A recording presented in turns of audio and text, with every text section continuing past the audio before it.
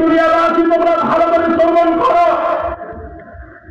তোমরা যারা সারাদিন অন্যায় করেছ, নিজের ভাইয়ের জমিগুলোকে অন্যায় ভাবে চাষ করে নিয়েছ, ইয়াতিম সন্তানদের, ইয়াতিম ভাগ্যদের জমিগুলো নিয়ে নিয়েছ, প্রতিবেশীর জমিগুলো অন্যায় ভাবে নিয়ে নিয়েছ, যত অন্যায় সারাদিনে করেছ, আমি রব দুই হাতকে প্রসারিত করে দিই সারা রাত।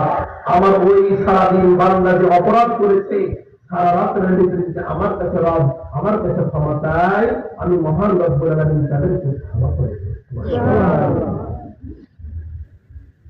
তাহলে পাপ আমাদের কখন হয় ভাই? হয় দিনে অথবা রাতে। রাতে যদি পাপ করে থাকেন, তার জন্য আল্লাহ তাআলা কি করবেন? ক্ষমার দরজা খোলা রেখেছে। যদি রাত্রে পাপ করেন, তারপর কি করবেন?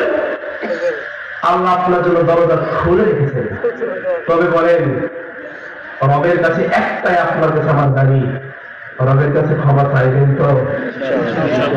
দুই চক্ষু দিয়ে পানি ধারাবেন তো?